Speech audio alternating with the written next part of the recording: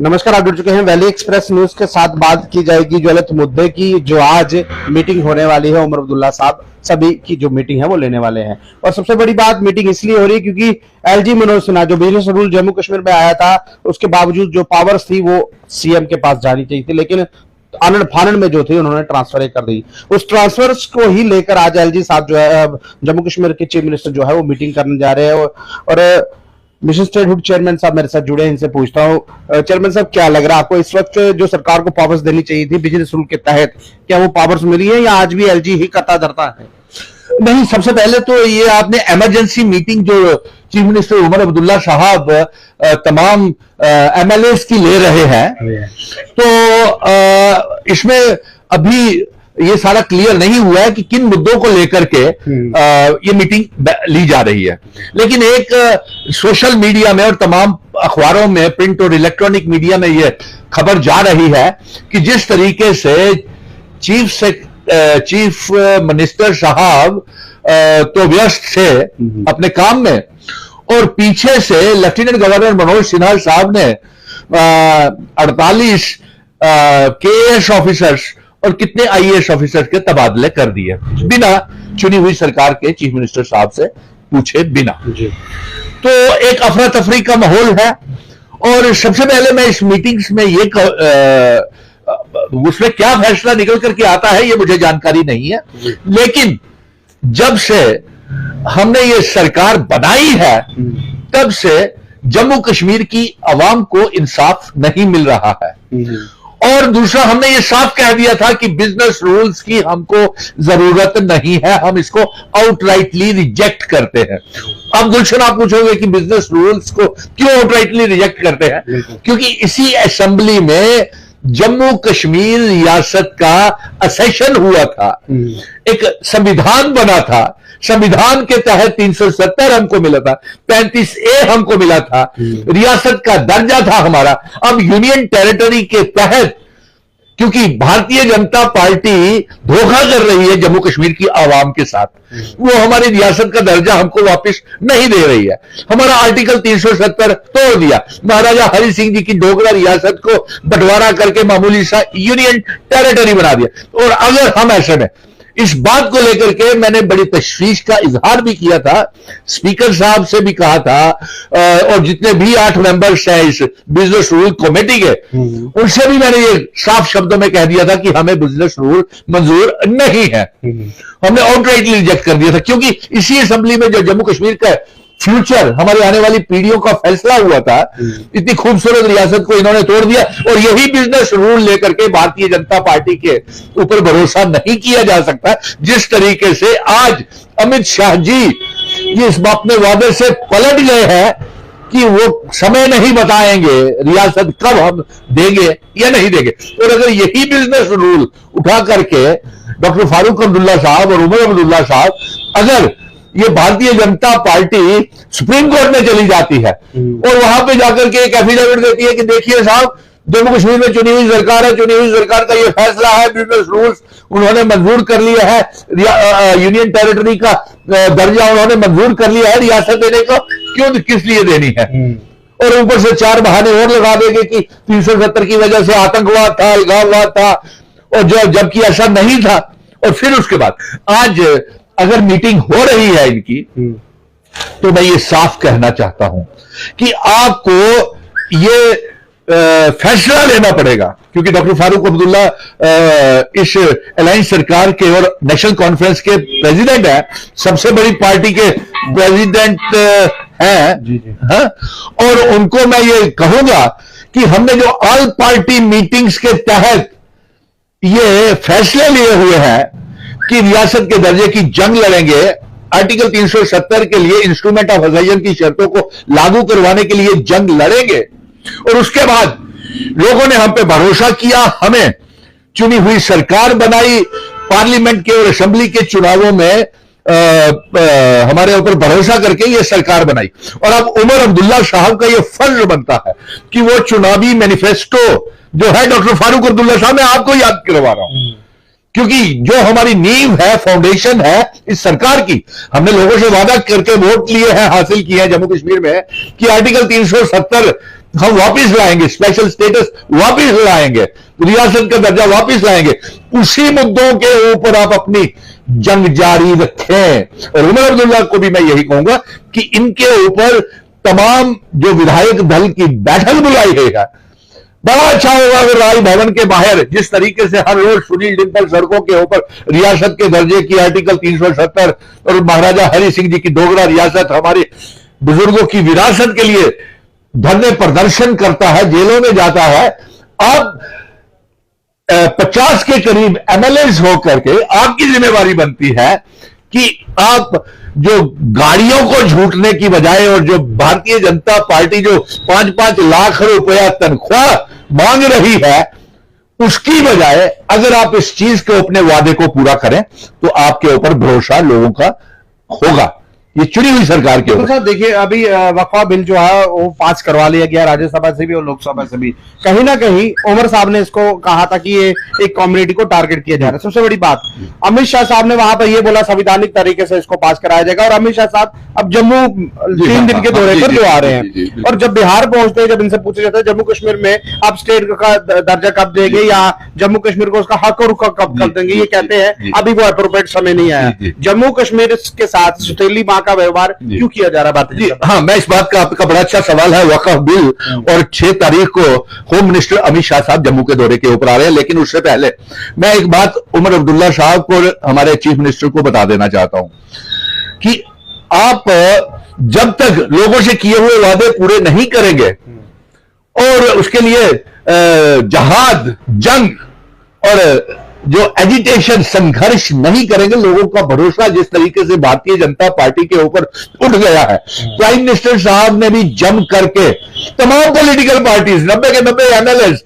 चाहे वो भारतीय जनता पार्टी हो, कांग्रेस हो, नेशनल कॉन्फ्रेंस हो, पीडीपी हो, पीपल्स कॉन्फ्रेंस हो, कश्मीर के संगठन हो, जम्मू के संगठन हो, रियासत के दर्जे के ऊपर जम करके राजनीति की। लेकिन जब रियासत के दर्जे की लड़ाई लड़ने का समय आया, सारे अपने अपने भूल गए। और इसीलिए तभी गुलशन, आपको याद होगा, आप ऑन रिकॉर्ड में बोल रहा हूं कि मैंने इसीलिए असेंबली के चुनावों की ऑफर होते हुए भी मुझे मालूम था कि जो हाश्र जो आज चुनी हुई सरकार का हो रहा है, उन्हें इमरजेंसी मीटिंग बुलानी पड़ रही है। तो यही हाल होना था, क्योंकि जो चीफ मिनिस्टर है उसके पास ताकत नहीं होनी थी। आज चीफ मिनिस्टर खुद कह रहे हैं कि मैं एक कांस्टेबल, एक क्लास 4 की भी ना भर्ती कर सकता हूं, ना उनको इंसाफ दे सकता हूं। और यहां तक कि हमारा यहां लीकर माफिया, माइनिंग माफिया, बेरोजगारी बढ़ गई, बेरोजगार नौजवान बढ़ गए, और इन्होंने चुनी हुई सरकार के चलने नहीं दिया। और साथ में मैं ये कहूंगा कि अभी 7, 8, 9 को असेंबली का सेशन के दिन बाकी हैं। 3 दिन है, 3 दिन है ना। और मैं उमर अब्दुल्ला साहब से गुजारिश करूंगा, हालांकि मैं प्यार के साथ बोल रहा हूं क्योंकि मैंने बहुत संघर्ष इसके लिए किया हुआ है, इस शीश महल को बनाने के लिए, इस सिंहासन बनाने के लिए, क्योंकि 30 सितंबर के पहले चुनाव अगर हुए हैं तो वो जंग मिशन स्टेटहुड ने लड़ी है। अगर सुप्रीम कोर्ट में ये आदेश मिला है कि रियासत का दर्जा वापस आए तो वो मिशन स्टेटहुड की वजह से है। लेकिन सरकार बनी और तमाम 90 के 90 एमएलए ये भूल गए, और यहां तक कि प्राइम मिनिस्टर नरेंद्र मोदी जी और होम मिनिस्टर साहब भी अपने वादों से पलट गए कि उन्होंने जो कहा था कि असेंबली के चुनाव होते ही आपको रियासत का दर्जा दे दिया जाएगा। अब 6 तारीख को अमित शाह जी आ रहे हैं गुलशन भाई, और मैं उनसे ये गुजारिश करूंगा, 28 एमएलए ना तो असेंबली में कुछ डोगरे, कैसे डोगरे हैं? ये डोगरे नहीं है, ये दोगले हैं। ये कभी भी डोगरा महाराजा हरि सिंह जी की इन्होंने इतनी तौहीन की, उनके instrument of accession standstill agreement की तौहीन की, उनकी बनाई हुई रियासत को तोड़ दिया, उनका स्टेट सब्जेक्ट खत्म कर दिया, बाहर से लाकर के डोमिसाइल बांट रहे हैं। और आज सुनने में यह भी आ रहा है कि अमित शाह जी मालूम नहीं चीफ मिनिस्टर को अपनी मीटिंगों में बुलाते हैं या नहीं, क्योंकि हाई लेवल की मीटिंग्स ले रहे हैं वो सिक्योरिटी के ऊपर। अब ये देखना पड़ेगा कि चुने हुए चीफ मिनिस्टर को उन मीटिंग्स में बुलाते हैं या नहीं, या सिर्फ रिबन काटने के लिए ही कहीं उनको साथ में शरपाला अपना के ले जाते हैं। तो ये बात मैं कोरी इसलिए कर रहा हूं क्योंकि दर्द है मेरे सीने में, तड़प रहा है मेरा 1 करोड़ 30 लाख अवाम, हिंदू, मुस्लिम, सिख, ईसाई, गुज्जर, बकरवाल, चिनाब वाली, पीर, पंजाल। इसलिए ये 28 MLA और अमित शाह जी, आप बताएं हमें रियासत का दर्जा कब वापस देंगे, कुछ टाइम लाइन बताएं। चलिए सर, तो सुन, उसके बाद अब आते हैं वक्फ बिल के। वक्फ बिल पर हम आएंगे। शरपाला साहब क्या कर पाएंगे मुझे नहीं पता, लेकिन बात की जा रही है फायर इमरजेंसीज की। सर उनका कुछ हुआ नहीं जी, अब 3 दिन का है, वो उन्होंने मार भी खाई, सेक्रेट के बाहर भी आए, उन बच्चों का कुछ हो नहीं रहा, ठंडे बस्ते में डाल। अरे यार, फायर एंड इमरजेंसी बच्चों को इंसाफ मिलना चाहिए। अब मुझे तो इस बात का भी फिक्र है कि क्या पीएचई, पीडीटी, पीडब्ल्यूडी के डेली वेजर, तमाम विभागों के डेली वेजर्स को भी इंसाफ मिलेगा कि नहीं, क्योंकि पिछले 11 साल में एक भी daily Vaser Bharatiya Janata party ने पक्का नहीं किया। चुनी हुई सरकार ने कमेटी बना दी है हाई लेवल की, लेकिन हाई लेवल उस कमेटी के ऊपर लेफ्टिनेंट गवर्नर मनोज सिन्हा साहब बैठे हुए हैं। और मैं पीएचई, पीडीटी, पीडब्ल्यूडी के डेली वेजर्स को भी कहूंगा कि भले ही कमेटी बनाई हुई है, चीफ सेक्रेटरी, लॉ कमिश्नर और फाइनेंस कमिश्नर और 5 मेंबर की कमेटी बनाई है, लेकिन आप उनसे मिले, लेकिन उनके सहारे भी नहीं बैठ जाए भरोसा करके कि यही करेंगे सब कुछ। नहीं, ये रिकमेंडेशन फिर से दिल्ली जाएगी, एलजी से होती हुई दिल्ली जाएगी। और अगर दिल्ली जाकर के और एलजी ने अगर करना होता तो पिछले 11 सालों में ये कर दिया होता। अब आइए दूसरी बात तरफ, अब मेरे वोकेशनल ट्रेनर्स वहां पे बैठे हुए हैं, क्लस्टर रिसोर्सेज कोऑर्डिनेटर्स वहां पे बैठे हुए हैं, नेशनल यूथ कॉर्प्स, रैबर खेल, जंगलात, सेहत, एसपीओ, डिफेंस कमेटीज के मेंबर्स, होम गार्ड, 43 के बच्चे, लैंड ओनर्स, किसी को कोई इंसाफ नहीं मिल रहा। तो बताइए अमित शाह जी, आपने जितने भी फेरे लगाए हैं, दौरे लगाए हैं, उनमें से आपने मिनिमम वेजेस एक्ट किसी को लागू हुआ? आपका एक भी वादा पूरा नहीं किया आपने, उल्टा हमारी रियासत को बर्बाद कर दिया। अब ये देखते हैं कि 6 तारीख को ये कौन सा तीर मारते हैं। और चीफ मिनिस्टर को उस मीटिंग में बुलाते भी है, यूनिफाइड एरिया कमांड की मीटिंग्स ले रहे हैं, बॉर्डरों का भी दौरा कर रहे हैं।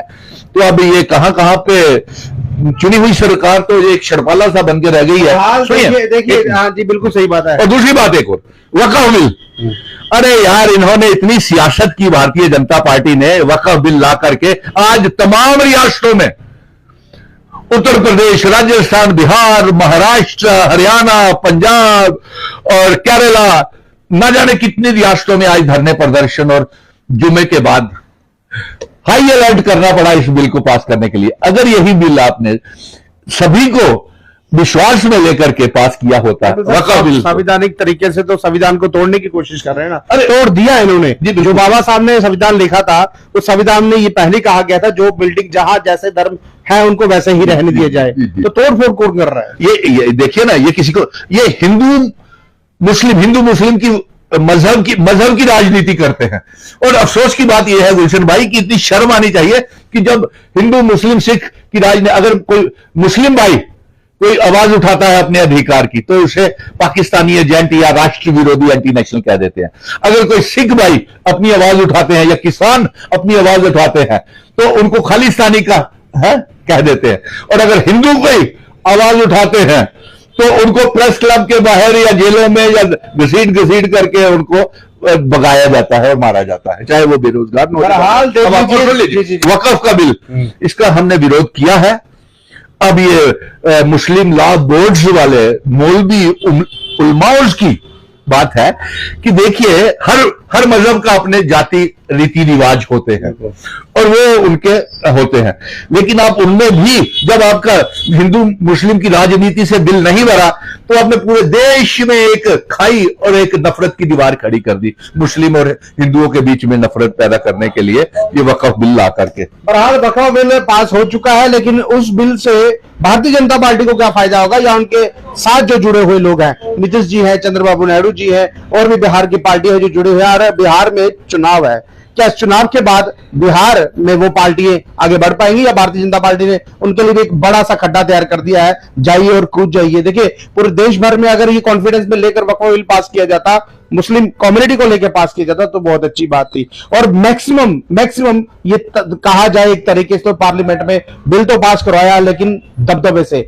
दाड़े से और धड़ल्ले से ये कह दिया बिल। आप देखिए, जम्मू कश्मीर में नहीं कि संविधान की धज्जियां उड़ाई, हमारा आर्टिकल 370 जबरन तरीके से, जबरदस्ती हटा दिया गया। हमारी रियासत को जबरदस्ती रात के अंधेरे में लूट लिया गया और उसे तोड़ दिया गया। है। अब संविधान के साथ साथ सुप्रीम कोर्ट की भी तौहीन कर रहे हैं, रियासत का दर्जा। बहरहाल ये शुरुआत जम्मू कश्मीर से हुई थी और पूरा देश इसका खामियाजा जो है वो भुगत रहा है। भारतीय जनता पार्टी को वोट तो मिलता है, जब जब ये पावर में आती है ये कोई ना कोई नया ट्रेंड जो है वो साथ लेके आती है। और अमित शाह साहब जम्मू आ रहे हैं उन एमएलए को क्लासेस देने के लिए जो ये भूल चुके हैं कि असेंबली में क्या होना चाहिए था। 3 दिन का दौरा है, उस 3 दिन के दौरे में क्या जम्मू कश्मीर को उसका हक और हुकूक वापस दे पाएंगे या फिर कोई और नई खाई खोद कर यहां से चले जाएंगे, ये समय ही बताएगा। लाइव दृश्य अच्छे लग रहे हो अपनी मत पर कमेंट वीडियो को शेयर कीजिए। नमस्कार।